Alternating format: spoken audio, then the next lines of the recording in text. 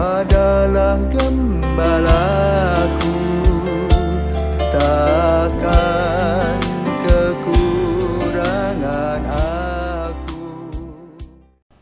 Saudara-saudara terkasih, selamat pagi.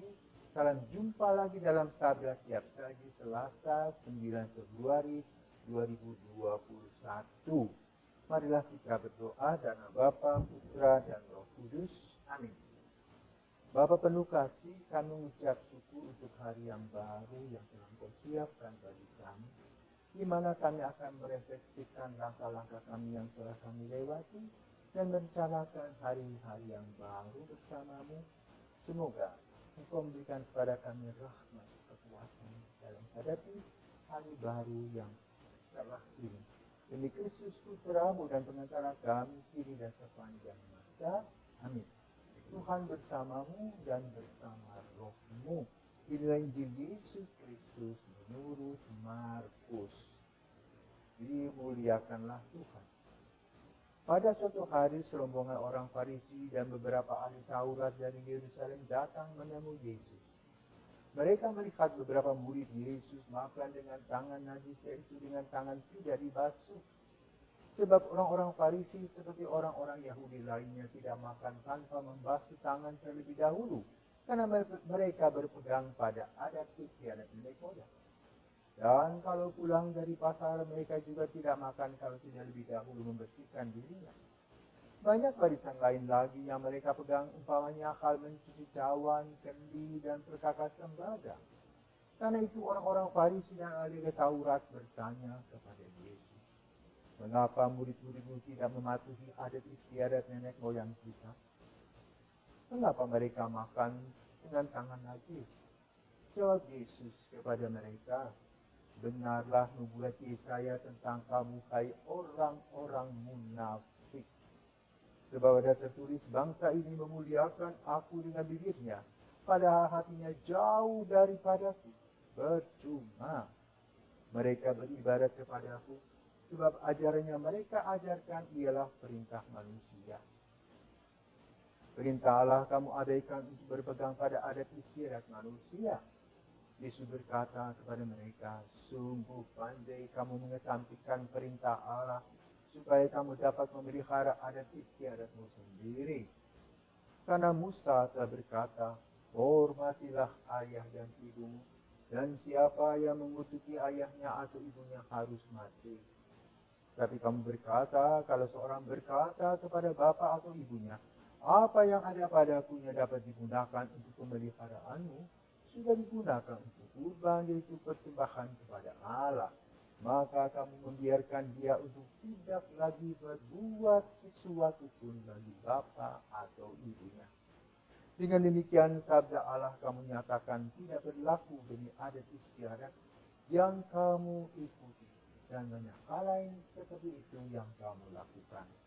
Demikianlah Injil Tuhan, terpujilah Kristus.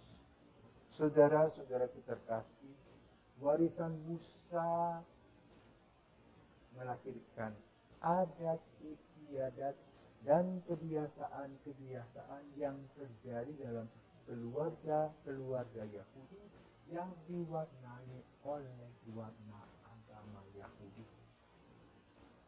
Makan pun harus masuk di dalam tata-tata. Maka kalau tidak cuci tangan sebut najis. Karena itu Yesus ingin mengajar dan mengajak mereka untuk memperhatikan. Satu, najis itu apa yang keluar dari dalam hati kita. Karena itu berisi sumpah serapah. Menganggap orang lain tidak ada. Remeh-temeh. Yang Yesus ingin ajarkan kepada mereka adalah hukum kesehatan.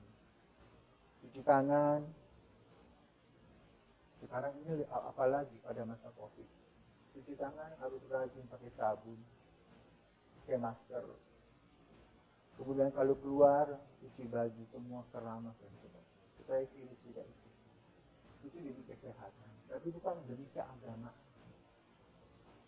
Kalau demi keagamaan adalah dasarnya cinta kasih, jangan dicampur aduk. Orang kita cuci tangan sebut najis. Artinya najis itu apa sih? Artinya bersalah, berdosa terhadap Tuhan. Melawan perintah Tuhan. Para murid tidak melawan perintah Tuhan, mungkin melawan ilmu kesehatan, tapi tidak melawan Tuhan. Tetapi kan mereka mengatakan najis. Nah, itulah Yesus memberikan kepada ahli-ahli kitab dan orang-orang Farisi pencerahan, meluruskan salah kaprah, salah fokus, salah paham. Maka mesti dibedakan lagi. Ada sesuatu yang bertentangan dengan hukum Tuhan. Tapi jorok, itulah berkaitan dengan ilmu kesehatan. Mungkin para muridnya jorok tidak cuci tangan sebelum makan. Ini mengganggu kesehatan, apalagi pada masa COVID itu. Kalau itu bukan berarti orang itu tidak beriman, tetap beriman, cuma dalam hal kesehatan kurang peduli. Kalau itu dikritik, tentu Yesus akan beriman. Tetapi kalau dikaitkan dengan perintah Tuhan, melawan perintah Tuhan, dia tidak beriman. Makanya Yesus mengkritik mereka. Mereka pandai sekali mengurai kata-kata untuk menjebak orang lain, untuk menjatuhkan orang lain, ya, untuk membuat rendah bagi orang lain. Tapi mereka itu bengkok, cari kesalahan orang, CCTV orang. Itu sebuah pekerjaan yang tidak bagus. Kenapa? Tidak percaya akan rahmat Tuhan. Kenapa? Setiap orang itu pasti punya kehendak baik. Jadi janganlah kita selalu menjudge, selalu menghakimi seolah diri kita lah yang paling benar. Itulah yang dikatakan oleh Yesus. Semoga kita bisa merefleksi diri, mengerem mulut dan pikiran kita tentang keburukan-keburukan orang lain dan melihat keburukan-keburukan dan kekurangan-kekurangan kita, sehingga kita semakin hari semakin dewasa dan percaya bahwa dengan pertobatan kita, terutama ketika kita akan memasuki masa prapaskah, kita sudah siap untuk memperbaiki diri kita di dalam Yesus. Semoga kita diberkati. Selamat pagi.